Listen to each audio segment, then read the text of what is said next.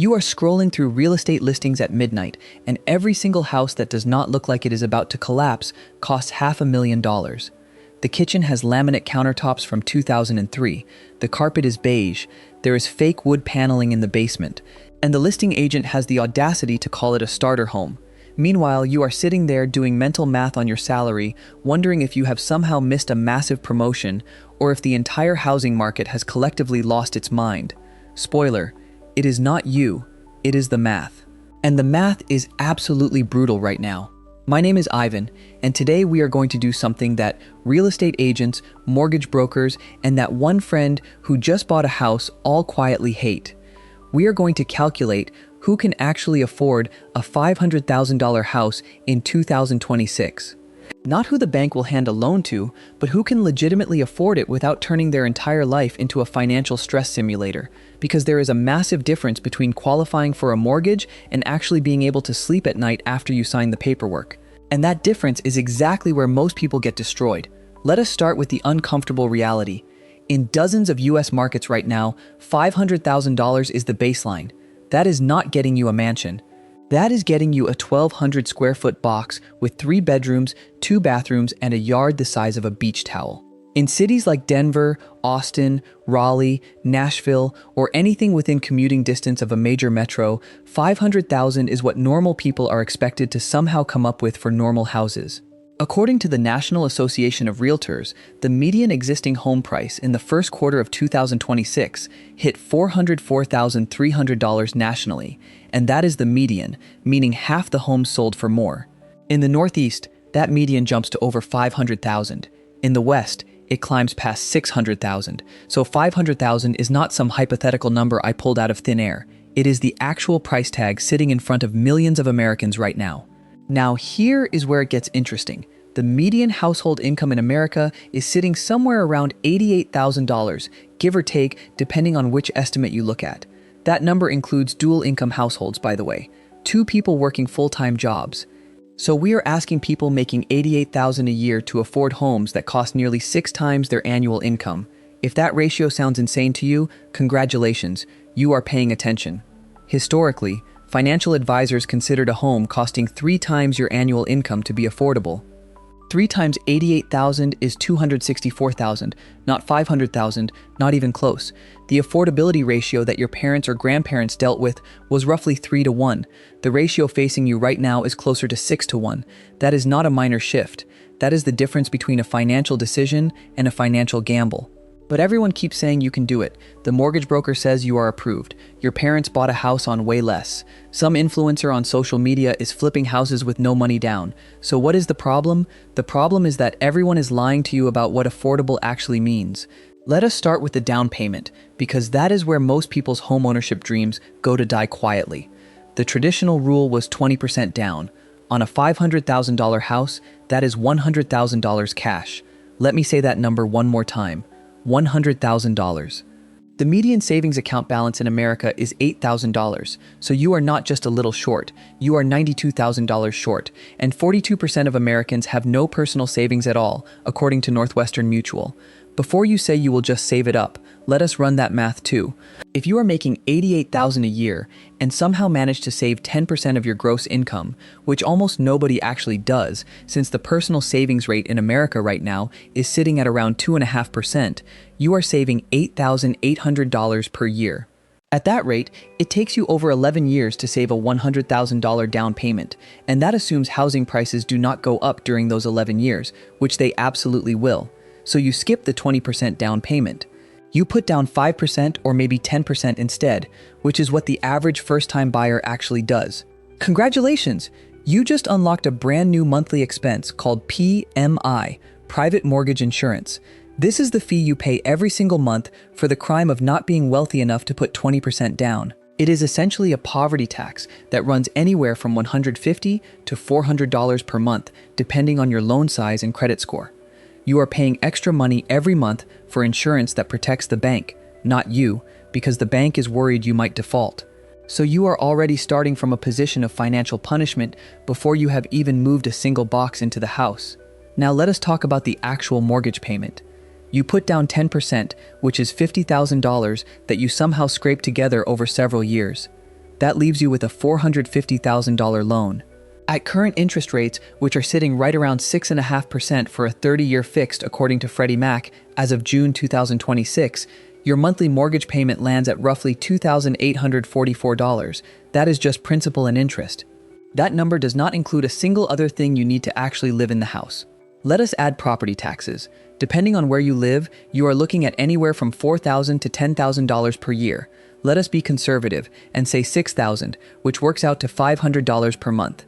Then there is homeowners insurance, which has skyrocketed over the past few years. The national average is now sitting around $2,500 per year, but if you live in Florida, Oklahoma, Nebraska, or Texas, you could easily be paying $4,000 to $7,000 per year. Let us use a moderate estimate of $210 per month. Then there is maintenance, the thing everyone conveniently forgets about until the water heater explodes at 11 at night on a Sunday. The general rule is to budget 1% of your home's value per year for maintenance and repairs. On a $500,000 house, that is $5,000 annually, or about $417 per month. And do not forget that PMI we talked about, tack on another $250 per month. So let us add this up. Mortgage payment, $2,844. Property taxes, $500. Insurance, $210. Maintenance, $417. PMI, $250. Your total monthly housing cost is now sitting at roughly $4,221. And that is assuming nothing breaks, you do not need a new roof, and your HOA does not randomly decide to repave the entire neighborhood and send you a $3,000 special assessment. Here is where it gets really fun. Financial advisors will tell you that you should not spend more than 28% of your gross monthly income on housing. This is the standard guideline that has been around for decades, and it exists for a very good reason, because people who exceed it tend to end up financially fragile. Banks, on the other hand, will approve you if your total debt-to-income ratio is under 43%. Notice how those two numbers are wildly different. The bank is not looking out for your well-being, the bank is looking out for its own risk tolerance. Let us reverse engineer this. If you are spending $4,221 per month on housing, and that represents 28% of your gross income, you need to be making roughly $181,000 per year. If we use the more lenient 43% bank rule, you still need to be pulling in around $118,000 annually. And according to the Census Bureau, only about the top 15 to 20% of US households make $150,000 or more, which means roughly 80% of American households cannot comfortably afford a $500,000 house under any reasonable financial guideline. And yet, banks will happily approve someone making $100,000 for this exact loan. They will run your credit, nod approvingly, and hand you a pre-approval letter that says, "Congratulations, you qualify for $500,000. What they will not tell you is that qualifying and affording are two entirely different concepts. The bank is betting that you will make the payments because you are terrified of losing your house, and they are usually right. People will sacrifice their savings, their retirement contributions, their lifestyle, and their mental health before they will miss a mortgage payment. The bank knows this. They are counting on it. That pre-approval letter is not the bank saying you can afford this. It is the bank saying, "We believe you will pay us no matter what it costs you personally." This is not an opinion. This is just math doing what math does. Now let me show you what this actually looks like with two people I want you to meet. Rich Richard and Poor Peter. Both are 34 years old. Both are married. Both households pull in a combined $160,000 a year. That puts them well above the median, solidly in what you would consider upper middle class territory. They should be comfortable. But watch what happens when they each approach this same $500,000 house with completely different mindsets. Poor Peter has been renting for years and he is tired of it. He hears that renting is throwing money away. He sees his friends buying houses. His parents keep asking when he is going to settle down and buy a place, so poor Peter stretches. He puts down 5%, which is $25,000, and takes on a $475,000 mortgage. His monthly principal and interest alone comes out to over $3,000. Add property taxes, insurance, maintenance, and PMI, and poor Peter is looking at about $4,500 per month in total housing costs. His household brings home roughly $10,000 per month after taxes and a modest retirement contribution. That means housing is eating 45% of his take-home pay, not 28%, not even 35%, nearly half. Poor Peter is now what the financial world politely calls house poor. He owns a house technically, though the bank really owns it for the next 30 years. but he cannot afford to live in it comfortably. Let me walk you through what his actual monthly budget looks like, because this is where the fantasy of homeownership meets the reality of arithmetic. His household brings in about $10,000 per month after taxes. Housing takes $4,500. 2 car payments because they both need to commute, that is another $800. Car insurance for 2 vehicles, $250. Gas, because nothing in suburbia is walkable, $300. Student loans, because they needed those degrees to get the jobs that qualified them for the mortgage, $500. Health insurance premiums that their employers do not fully cover, $350. Groceries for a family trying to eat reasonably well, $800 if they are careful. Utilities for that bigger house, electricity, water, gas, internet, phones, $450. That leaves them with roughly $1,000 per month for literally everything else: clothing, entertainment, kids' activities, car repairs, medical copays, haircuts, a birthday gift for a friend, the psychological need to occasionally leave the house and pretend you still have a life outside of working to pay the mortgage. And we have not even mentioned saving. Emergency fund, additional retirement contributions, that college fund they promised themselves they would start. There is nothing left. Zero margin. Every unexpected expense becomes a crisis. The car needs brakes. That is $800 he does not have. The air conditioning dies in July. The repair quote is $3,500. He finances it. His wife's hours get cut at work. Suddenly, they are $600 short every month. And that emergency fund he was supposed to build never happened because there was nothing left to save. Here is what that actually feels like day to day. It feels like checking your bank account before buying groceries. It feels like saying no to your kid's field trip because that $35 might be needed if the check engine light comes on. It feels like lying awake at 2 in the morning doing mental math about whether you can afford new tires this month or whether you need to push it to next month and pray it does not rain. It feels like being one unexpected expense away from disaster at all times. The HVAC breaks. That is $5,000 you do not have. Someone rear-ends you and your deductible is $1,000. You are putting it on a credit card. Your kid needs braces. You are financing dental work like it is a car. Rich Richard looks at the exact same $500,000 house and does something that feels deeply uncomfortable. He walks away, not because he cannot get approved. He absolutely can. His income qualifies him for even more than $500,000. But Rich Richard does not confuse qualification with affordability. He does not confuse what the bank will let him borrow with what he should borrow. Instead, Rich Richard buys a $350,000 house in a neighborhood that is not as trendy, but is perfectly functional.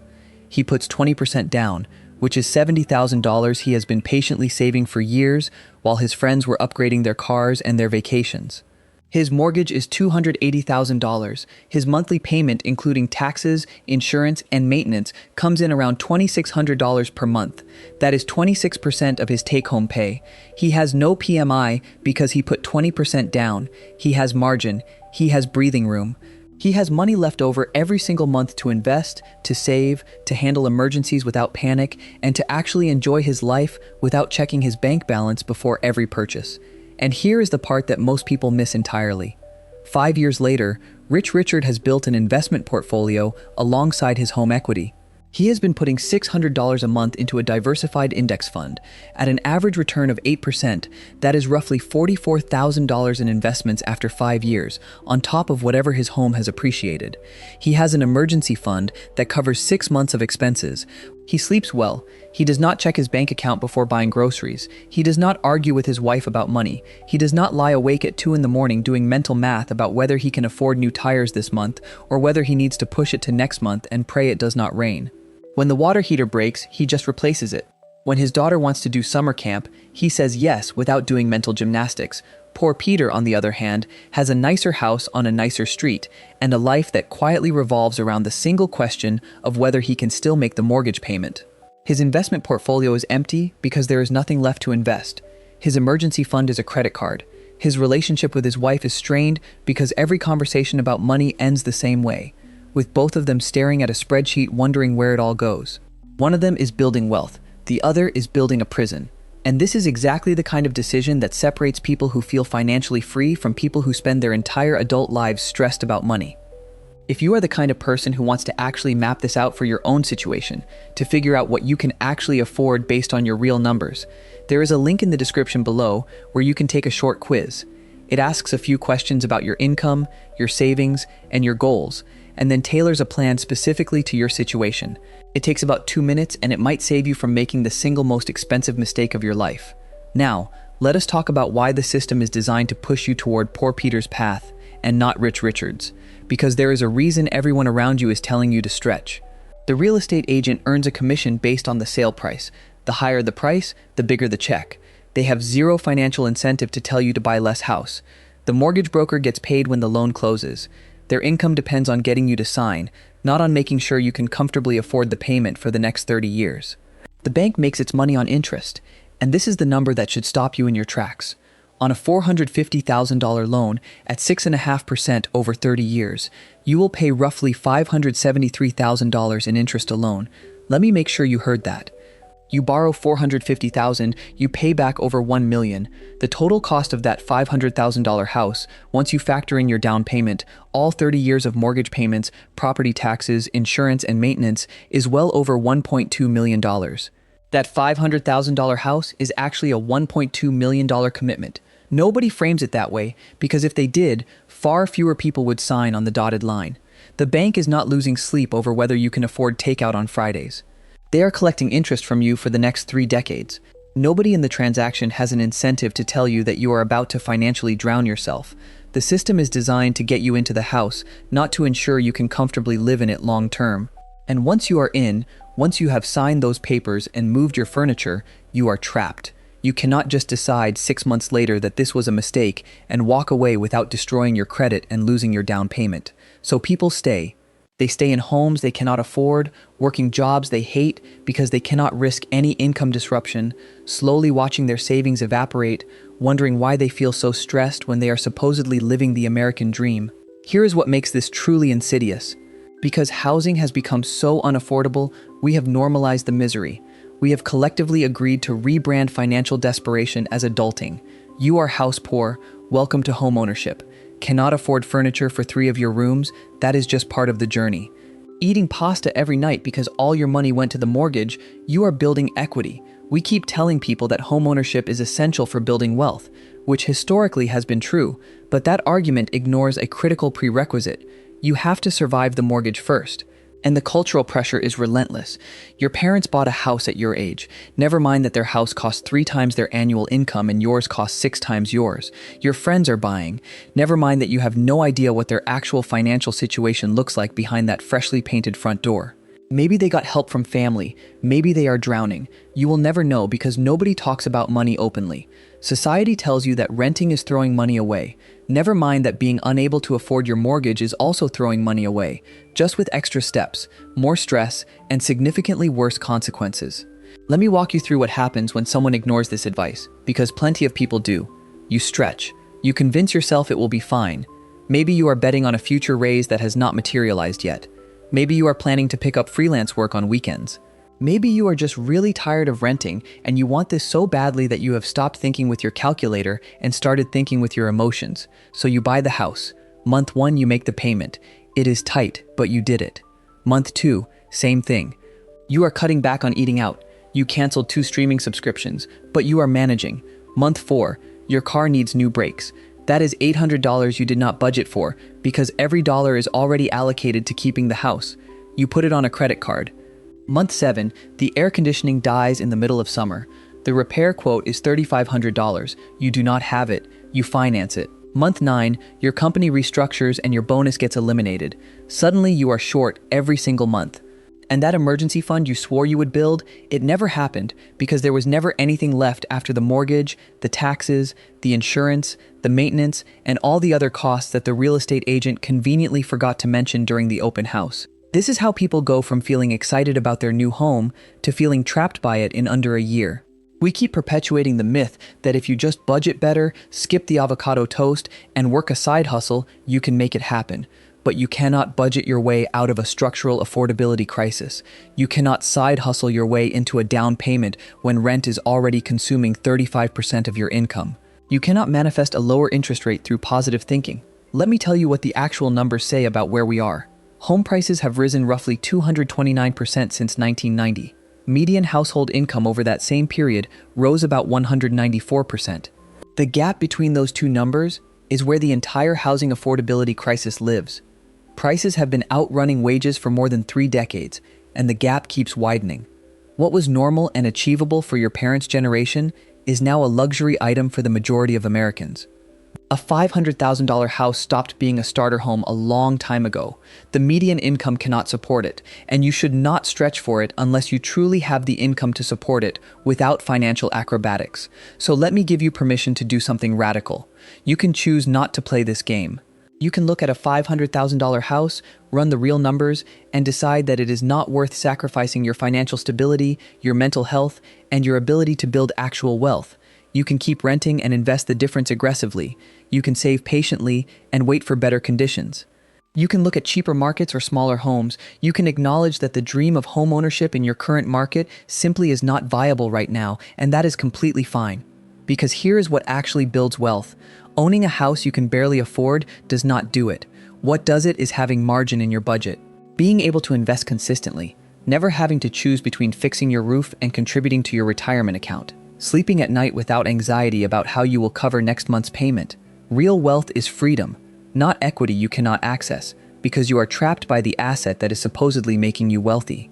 The financial industry has done an incredible job convincing people that buying is always better than renting, that you should stretch as far as possible because homes always appreciate, but they are selling you a product. They profit when you buy, not when you make smart decisions. Nobody in that equation makes money when you say, "No thanks, this does not work for me."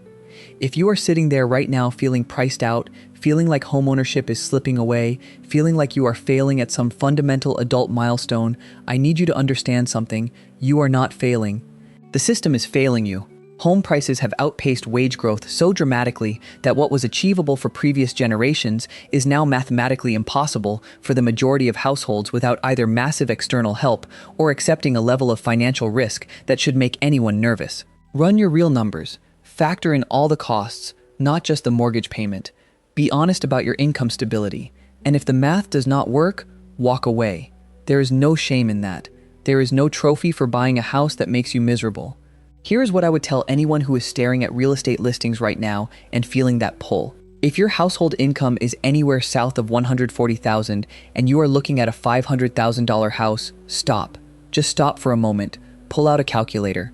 Add up the mortgage payment, the property taxes, the insurance, the maintenance, and the PMI. Then subtract that from your actual take-home pay. Then subtract your car payments, your student loans, your groceries, your utilities, and every other fixed expense in your life. Whatever is left is your margin. If that margin is thin, if it leaves you with less than $1,000 a month for savings, investments, emergencies, and everything else that makes life worth living, you are about to make a decision that will dominate the next decade of your existence. Maybe the smarter move is to look at a $350,000 house in a market that is slightly less glamorous but significantly more affordable. Maybe it means renting for another 2 years while you aggressively save a larger down payment so you can avoid PMI and start from a stronger position.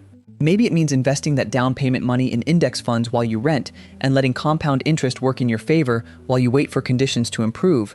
Maybe it means relocating to a market where $500,000 actually buys you something reasonable instead of a glorified apartment with a 30-year mortgage attached. The real win is making decisions based on reality rather than social pressure, on math rather than emotion, on your actual financial situation rather than what you wish it could be.